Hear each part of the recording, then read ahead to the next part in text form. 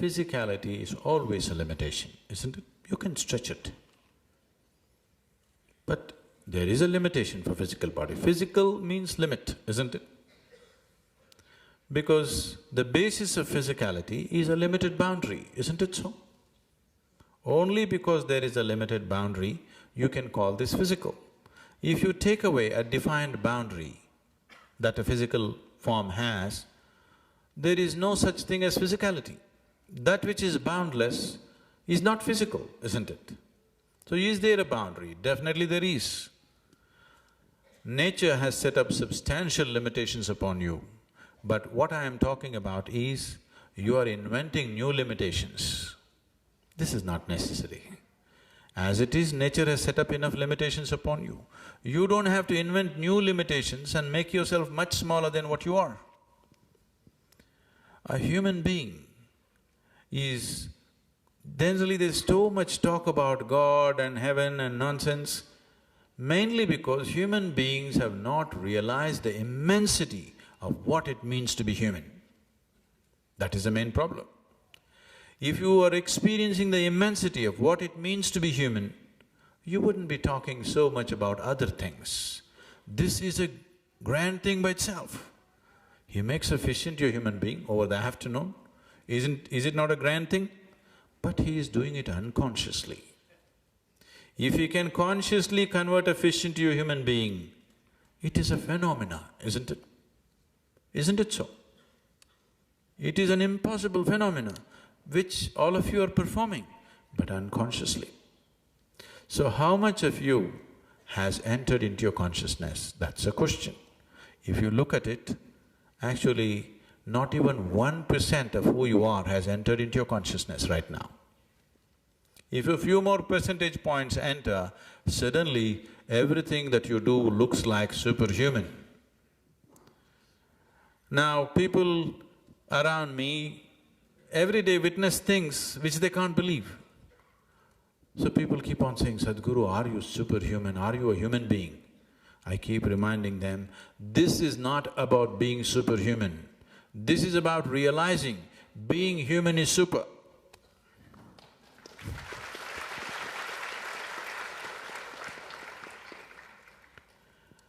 Now, let me tell you a story.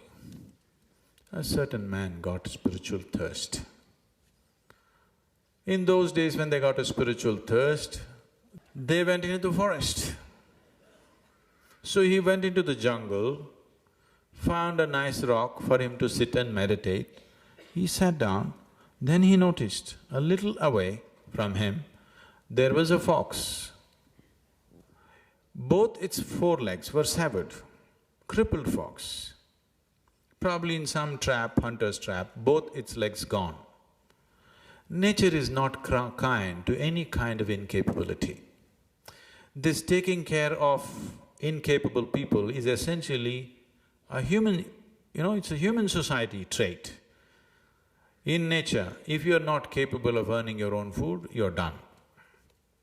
So here, there is a fox without both its forelegs, but looking healthy and well-fed. He noticed this and he thought, how is this fox managing without legs? Then he sat down, he has to do his meditation. He started.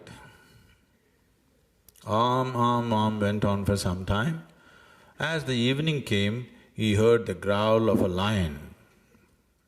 The moment he heard, went away and he ran up a tree and sat down. He forgot about the meditation. Then the lion came with a piece of meat in its mouth, came and dropped it in front of the crippled fox. And the fox ate this meat and the lion went away. This man thought, oh, this is a divine message. God is trying to say something to me. A crippled fox being fed by a ferocious lion. This is a miracle of miracles. God is sending a message to me. What's the message? What's the message? What's the message? He completely forgot about his meditation and started thinking, what is the message? Then he arrived at his own message. He said, oh, God is trying to tell me, In this miraculous forest, even a crippled fox is being fed by a ferocious lion. When this is so, you fool, you on the spiritual path, what are you thinking about food? Just sit there, it will anyway come to you. So he sat down, one day, second day, third day, sixth, seventh day, he's groaning for life, not able to move, totally weakened. He was groaning. Death thoughts. A yogi was passing this way. He heard these noises, he came up to him and asked, "What happened to you? Why are you like this?" He said, "Oh, great yogi, please tell me, I got a divine message. I went by it and I became like this." Yogi asked, "What happened?" He said, "Here, look at that fox. Look at him, he is well fed. Every day, this lion comes with a piece of meat and it feeds him. Don't you think this is a divine message? Please tell me, is this a divine message?" The yogi said, "For sure, this is a divine message. But why did you choose to imitate a crippled fox rather than a generous lion?"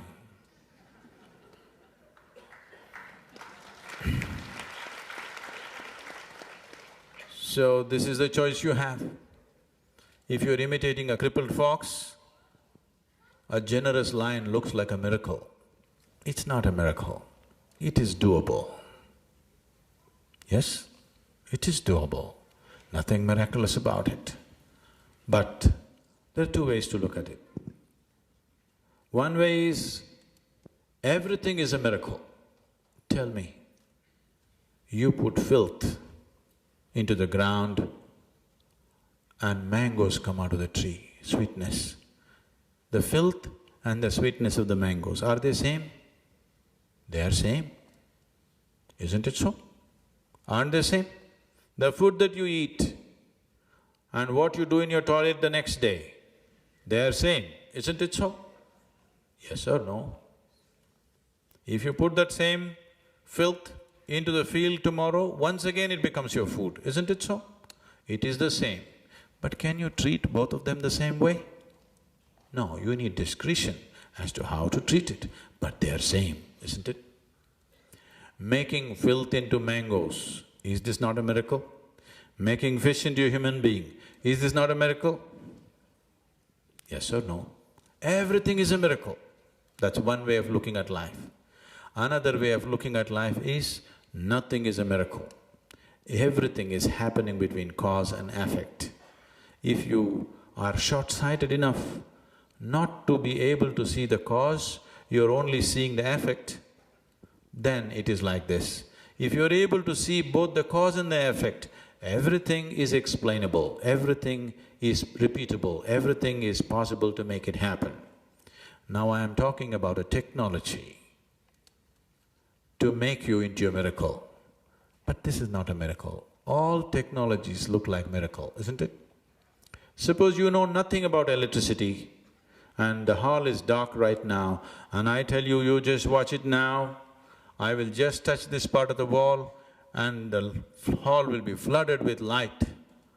And if I do it, wow, you will bow down to me. Yes or no? Anything that you do not understand is a miracle for you, isn't it? Yes? Anything that you are unable to grasp is a miracle for you. Now I'm going to pull out something from my pocket, just a combination of plastic and metal. I'm going to do this and talk to somebody in India or America or where you want. Is this a miracle or not? The problem is all of you have it, this is the problem. Only if I had it, you know, if I had a cell phone 1,000 years ago, I would have become God himself. The damn thing came to me too late. If I had a light bulb 1,000 years ago, I could have become a god. The damn thing came too late. Technologies never come in time, you know. Anything that you do not understand is a miracle for you.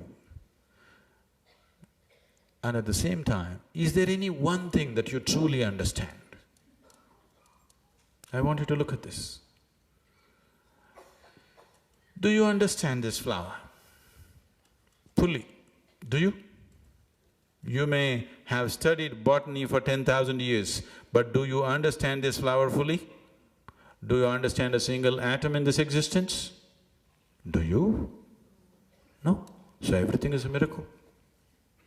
If you look deep enough, everything is miraculous.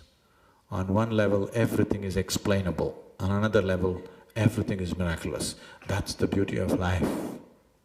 If you have the necessary reason and the necessary sense of wonder and inquiry in you, you can know it all and still wonder about it, because you can study this flower for the rest of your life and still wonder about it. That's the beauty of existence, isn't it?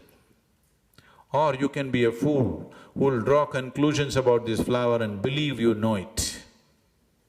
That's the difference. Everything about your life is like this, isn't it so? Yes? Everything about your life is like this. So it's miraculous and mundane at the same time. It is within reason and beyond reason at the same time. It is human and divine at the same time. You can play between the two. It's very beautiful. You can also become an animal, you know. Very easily human beings can behave like animals, isn't it? Because what is human is not established. You can freely, seamlessly move from animal nature to human nature to divine nature and back again if you wish. It's very beautiful. Don't mess it up.